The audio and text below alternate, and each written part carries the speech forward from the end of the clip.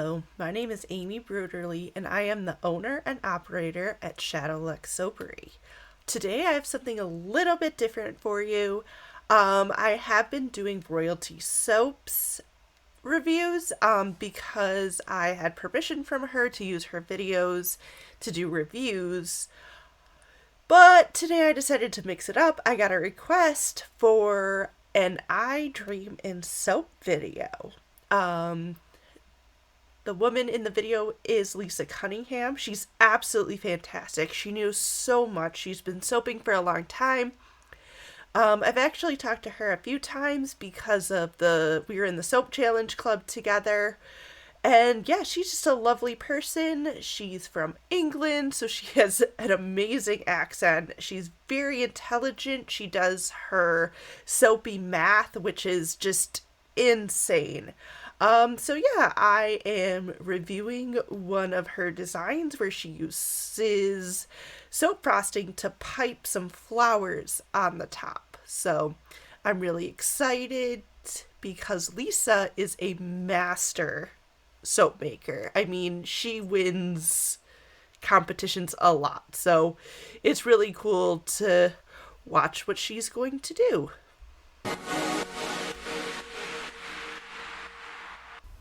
Hi everyone, it's Lisa from I Dream in Soap. Welcome to my channel and thanks for dropping by. Now the soap I'm making today is not one that I've designed myself. I have unashamedly stolen it from someone else. So there's a joke in the soap making community. It's, oh, what if someone steals my design? No two soaps are ever going to be exactly the same. There's a lot of idea sharing, a lot of, we all kind of get our products from the same place. We get our colors from the same place. We get our fragrances from the same place. So there's going to be a lot of overlap.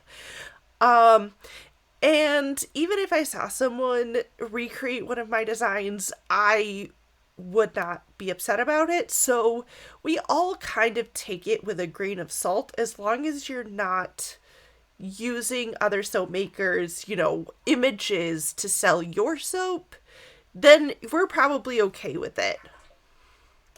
Well, stealing probably could be a bit of a strong word for it. This was a soap that was actually made by Whitney from Cheeky Goat Soapery. Yes, Whitney. Okay, so Whitney is also part of the Soap Challenge Club. She does a lot of really cool stuff. She actually makes a lot of our tutorials that we would use. So, yeah, no, Whitney's great. She's another big member in the soap community. And I saw her video and I thought, I really loved that design. So I actually contacted Whit and asked if she minded if I made a similar soap to hers that I could put in my shop. And then we had a little discussion and then we said, yeah, I'll make a video as well. And hopefully I can link my video to her original video and you can all go and see Whitney's original soap. The colours I'm using today are Lime and Purple Heart, both from You Make It Up. And then I'm also going to be using some Red Riot, and that's from Micah Mama. Since Lisa's based in the UK has very different regulations from the US. They need to submit everything to an assessment. They need to... Oh my gosh, Lisa explains all the things that she needs to do in order to make a soap, and you have to pay for an assessment. Yeah, no, if I had to do that, there's no way I would make soap. I'm a very kind of chaotic fly by the seat of my pants soaper, and she has to be a very methodical soaper because every single little gram of mica that she uses has to go in her assessment. So she is very meticulous, very precise, and yeah, I really admired that about her. And then finally some oil dispersible titanium dioxide. As I start preparing for my soap, I'll get everything that I need ready and gathered together on a little tray ready for my pour. Now, all my micas are measured out exactly. Obviously, if you don't have to deal with such strict regulations, you might just have your little pots of micas on there and you can work out how much you want to use as you're going through. I've weighed out my fragrance oil and that's on my tray as well. And today I'm using Black Plum and Rhubarb from Candle Shack. This is a really nice fragrance. It holds its scent really nicely in cold processed soap, and also it soaps really well and doesn't accelerate trace. I've also got some little squares of baking paper and part of the green mica that I'm going to save later until I need it for my piping.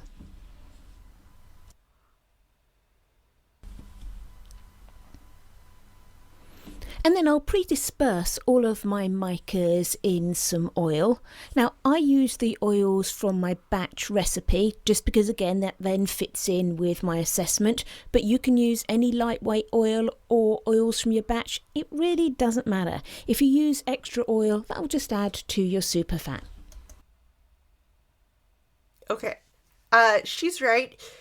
If you add extra oil, yes, it should add to your super fat. But I've had issues where I added extra oil and it turned out to be way too much and my soap just did not work out. So I like to do what Lisa's doing here and use my batch oils. That way everything is accounted for. You won't have any extra. And it just kind of keeps everything together so you know exactly how much oil is in your soap. So trick I really like to do with just using my batch oils. It's much easier.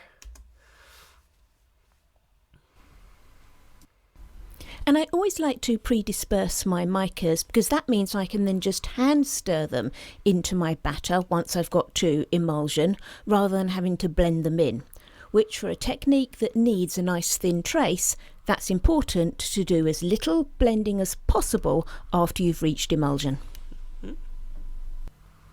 In the original soap, Whitney did a wood grain technique and then piped her flowers on the top.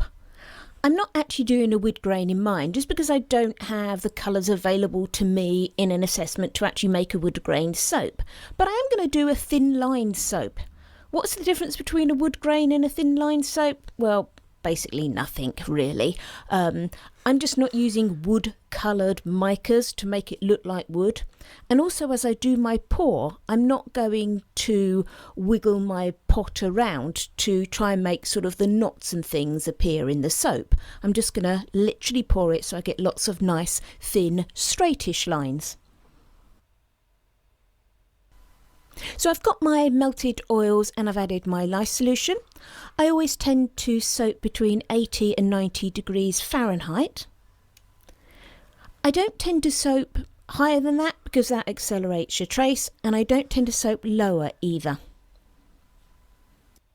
A couple of reasons I don't soap lower, so I don't soap at room temperature, is firstly, it can give my recipe a false trace. And then especially for a batter where I want to have a very thin trace throughout the pour, the last thing I need to be doing is sorting out a false trace to start with and the extra mixing that involves. So yeah, I soap at room temperature, a little bit above. I know my recipe well enough. That's one of the things that really takes time to learn, is knowing your recipe and how it behaves. And this is what really makes a master soap maker, is knowing exactly what will happen with this chemical reaction. If you don't know and you're just kind of playing it by ear, that's when you really get into trouble with your soap. So as much as I'm a fly by the seat of my pants chaotic soaper, I still know exactly how my recipe is going to react, and I make sure to know about my fragrance oil and my colors so that I don't end up with a huge mess. Do I still end up with a huge mess? Yes, sometimes, but it's not nearly as bad as when I was still learning. It's definitely a huge learning curve. I want to avoid that. And secondly, to avoid steric spots. If you start soaping low, then you can get steric spots, you know, those white blobs that appear in your soap. So just keeping that temperature raised a little bit can make sure that you don't get those. So once I'm pretty well at emulsion, I'm just going to divide my batter out. As I divide my soap batter out, I am actually putting some extra soap batter in for the red colour and the purple colour. And that's going to be 2 little bits of soap that I'm going to put to the side and leave those to just set up a bit, because I'm going to be using those for some piping of my roses after I've poured my soap.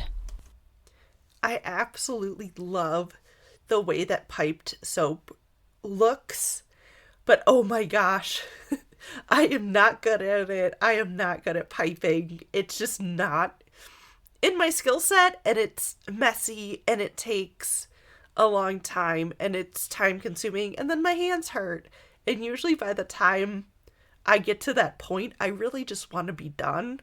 So I just don't have the patience to do pipe soap. So people that do it, I really admire them, because I just choose not to. I do want to have white for one of my colours, but I am first going to use some of my titanium dioxide to adjust the colouring in the other colours, because I don't want them to be shouting out as red and purples. I want them to be a little bit more subdued. Not quite pastel, but not too bright. Okay, so I really like her approach here. She already has her titanium dioxide mixed, and she's going to add it a little bit at a time, instead of kind of like adding it first and then just like adding a fixed amount first and then adding the other color. This is a good way to make sure that she gets the color that she actually is looking for, instead of just kind of dumping the titanium dioxide in.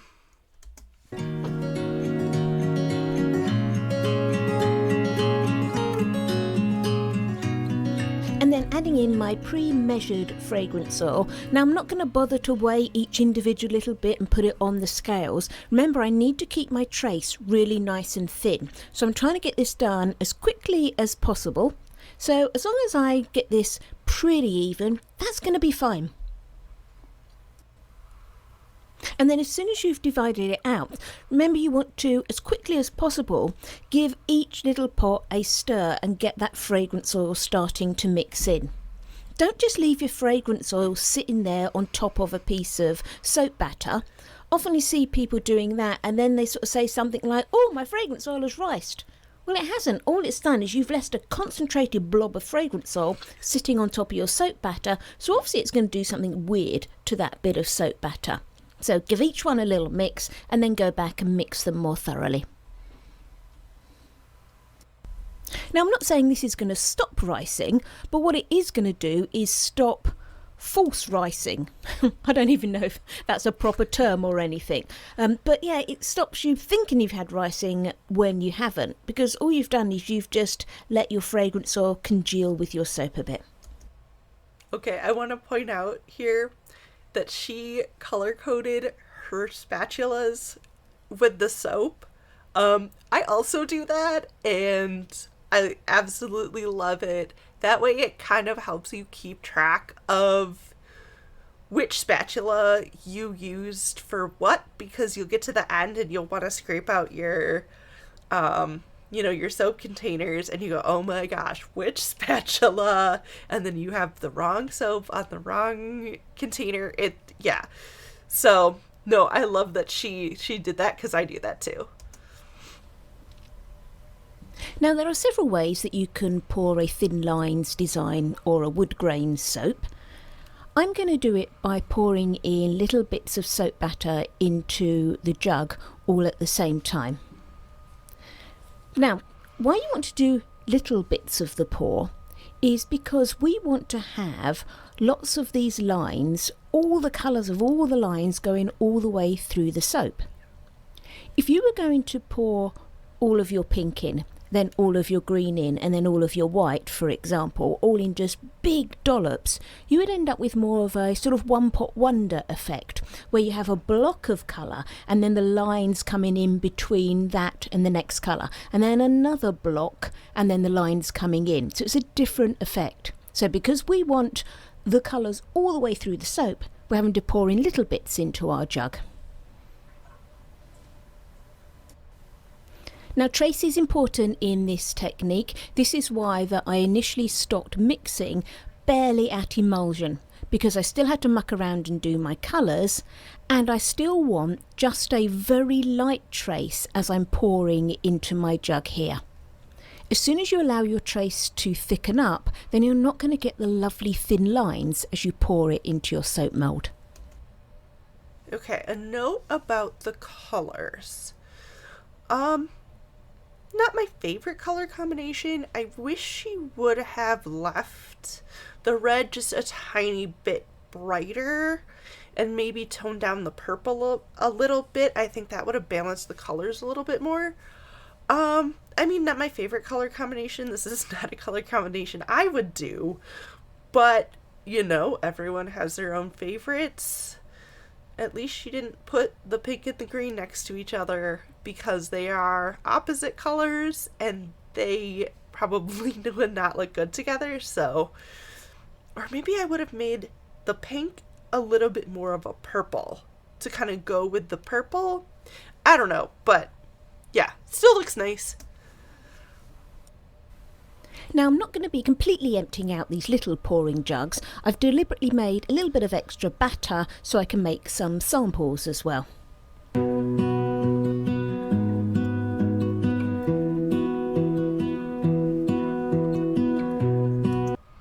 Also, it's really important to kind of keep your colors in order. You can kind of tell she's doing it. She has a specific order that she has the actual jugs in, so that when she goes to pour it, she doesn't grab the wrong color. I've definitely done that. I think every soap maker has where you go to pour the next color in the pattern and you're trying to make sure that your soap's not too thick and you just grab the wrong one and you have that one line that's just not in the right place. It's not a big deal, especially for this design. It wouldn't matter that much, but sometimes when you want it to be really precise, yeah, being organized is definitely a huge part of soap making.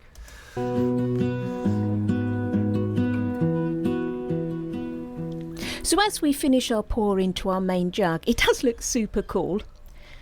Let's just stop for a minute. Have a think. What could possibly be wrong with this situation here?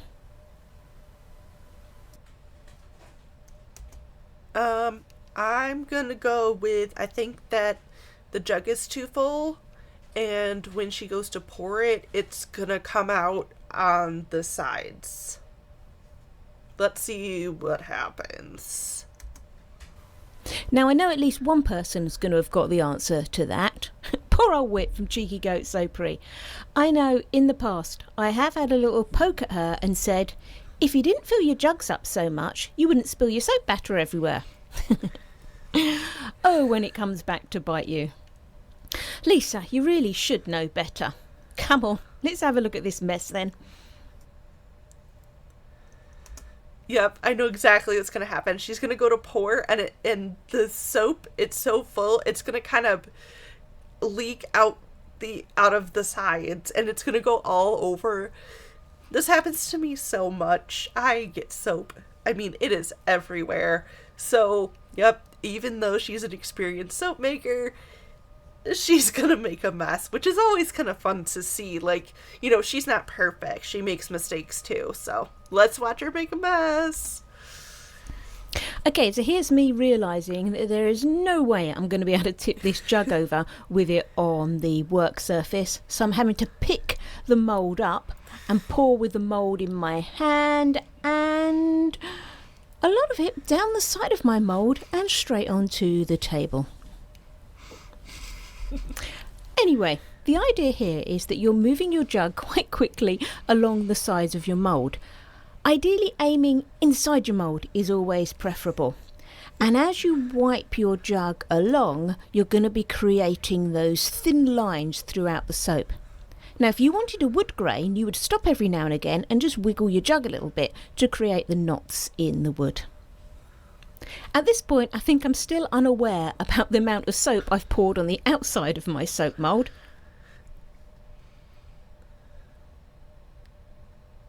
And there it is. Okay, so I've had a little bit of a clean up, and remember that little bit of spare batter I was leaving for my samples? What I've done is I've done a mini pour into one of my jugs just to top up and make up for that batter that I've spilt on the table. There's nothing wrong with the batter I spilt on the table. My table was all lovely and clean before I started the pour. It's just that I want to have my nice straight lines throughout my soap. So therefore, by starting with this fresher batter, I can keep that pattern going. And that stuff that I chucked all over the table, that's fine. It'll still have a nice swirl in it, and that's what I'll use for my little samples. That's one of the really cool things about soap, is that as it goes through the saponification process, any kind of like germs or anything like that, it gets so hot it essentially cooks. That's how cold process works. It gets very, very hot and it kind of cooks itself to become soap. So even if you spill it on the table, it's still fine to be used as soap because it'll kind of, get rid of any of the bad stuff that's inside of it, which makes it really nice when you do spill all over the place.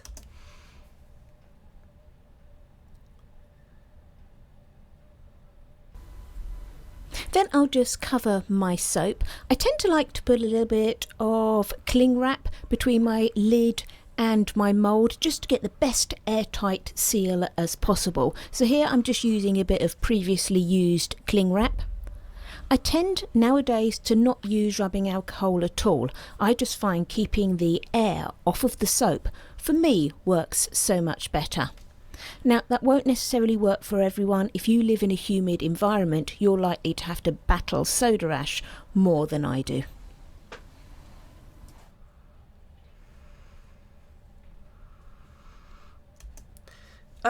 So she didn't say CPOP, but it popped up on the screen. CPOP stands for cold process oven process, which means that it doesn't have to be an oven. I actually use a cooler with a heating pad. You put it inside and you help it warm up and kind of help that cooking process. I mean, it doesn't actually cook. It just gets really warm. And you kind of help it along. It's called CPOP going through, gel phase. It's another whole thing going through gel phase to gel your soap to not gel your soap. If it goes through partial gel, it's a whole thing, science, chemistry. I do like to CPOP my soap, get it nice and warm. That helps it set up and kind of stay hard and get harder sooner. So yeah, it's just kind of one of those things where it just comes down to personal preference. I'm sure a lot of people don't CPOP their soap, but personally, it's something I like to do, and obviously Lisa does too. So if you remember earlier, I split off a little bit of my red and my purple soap batter and left them on the side, and that was just to set them up so I could use them for my piping.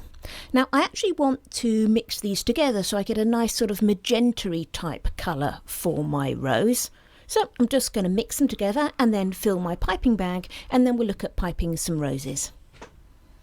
I love that colour. I wish that colour had been in her soap. I'm using a Wilton 103 piping tip and just stretching my bag over a glass to make it easier to fill. Now this piping bag is technically one of those disposable piping bags, but remember, just because something says disposable, it doesn't mean you have to dispose of it every single time. I just use my piping bags again and again and again until they wear out. I mean, it's filled with soap. It's not dirty. It's just you have to clean the soap out before you use it again. I have a bunch of reusable piping bags, but since I don't like piping, I rarely use them. And it's definitely something I want to kind of get back into because I think it looks so good. It's so pretty, and I need to start doing it again.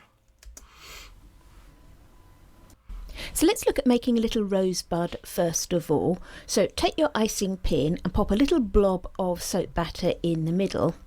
And then holding your tip with the fat part at the bottom, you want to twist the pin while squeezing the icing bag to go round the blob that you've made. Do that a couple of times to start making your bud.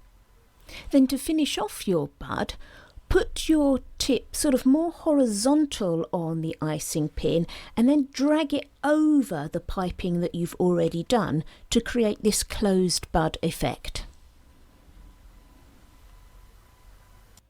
So if we have a look at that again, a little blob in the middle, and then twist your pin with the fat bit of the piping tip to the base to go round the first bit of the piping, then lay flat and drag over the top, and just keep doing that until you've made your bud as big as you want it to be.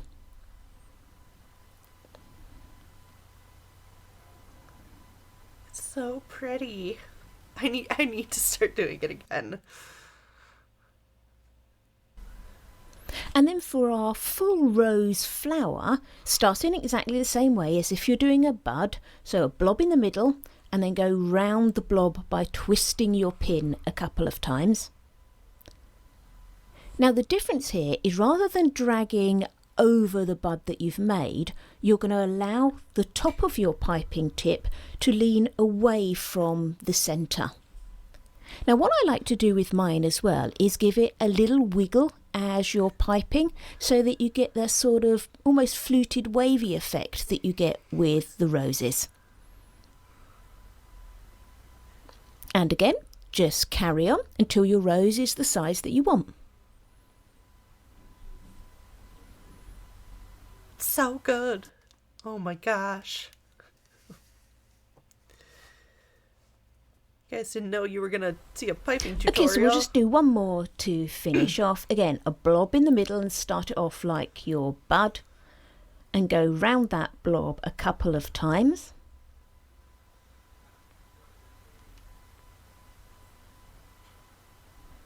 And then you can start to build up your leaves by tipping the top of your tip away from the bud. And as I said before, I like to just give mine a little bit of a wiggle to just add a little bit of sort of a ripple to those rose leaves. They're petals. The leaves are green. The petals are pink. It's fine. It doesn't matter. It's just soap.